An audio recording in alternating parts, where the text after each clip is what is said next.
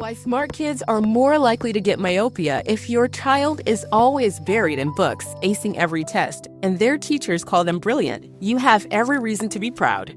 But there's something else many top students share, and it's not a trophy or a certificate. It's an invisible habit that quietly changes their eyes.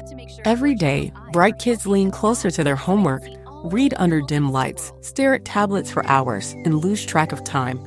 They focus so intensely that they forget to blink, forget to rest, forget the world beyond the page. Over time, that focus becomes strain, and that strain becomes shape.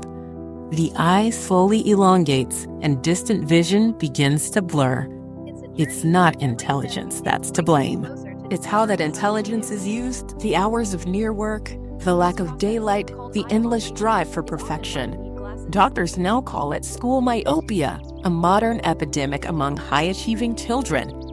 The smarter the student, the higher the risk, not because they're gifted, but because they never give their eyes a break.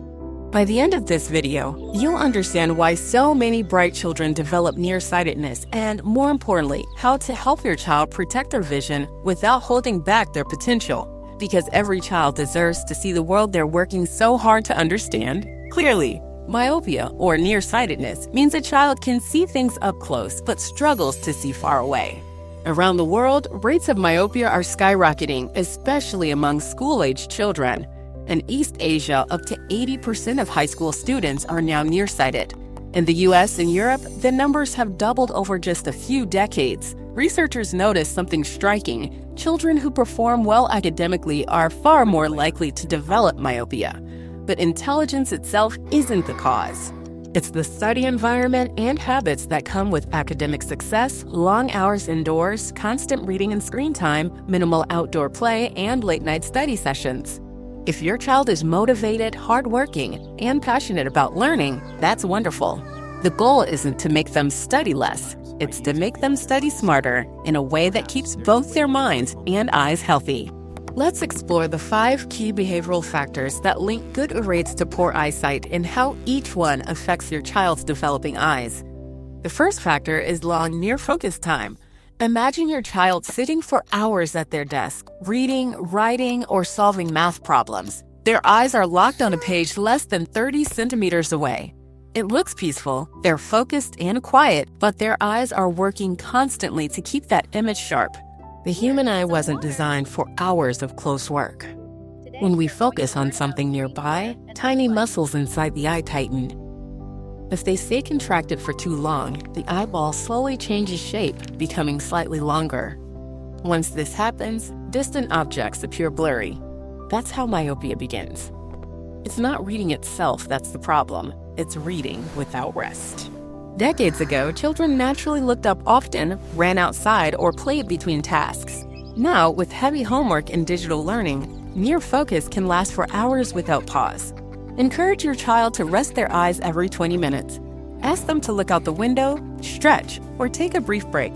The best learners know that rest is not a waste of time. It's part of learning well. The second factor is minimal outdoor exposure. Many academically gifted kids prefer reading indoors or working on creative projects instead of outdoor play. But natural light plays a powerful role in eye health. When sunlight enters the eye, it triggers dopamine release in the retina. This chemical helps regulate normal eye growth and prevents the eyeball from elongating too quickly. Indoor light simply doesn't have the same effect. Research has shown that spending just 2 hours outdoors every day can significantly lower the risk of developing myopia. It doesn't need to be organized sports. Even a walk in the park, drawing outside, or chatting with friends under daylight counts.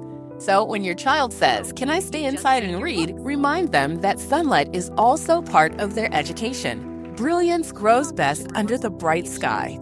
The third factor is perfectionist focus, forgetting to blink. High-performing students often have a deep sense of concentration. They want to understand everything, get every detail right, and finish every page. But that intense focus can lead them to blink far less often. Each blink spreads a thin layer of tears over the eye's surface. It keeps vision clear, prevents dryness, and protects against irritation. When blinking slows down, as it often does during reading or screen time, the eyes dry out, sting, and fatigue quickly. When that happens, children start rubbing their eyes, leaning closer to the text, or complaining that words move around. It's not just fatigue, it's a signal from the eye begging for a break. Remind your child that smart work includes self-care. A sharp mind needs clear eyes to see its own success. The fourth factor is screen-based learning overload. Today's classrooms are filled with screens, tablets, laptops, projectors, and phones. Even after school, homework often continues online.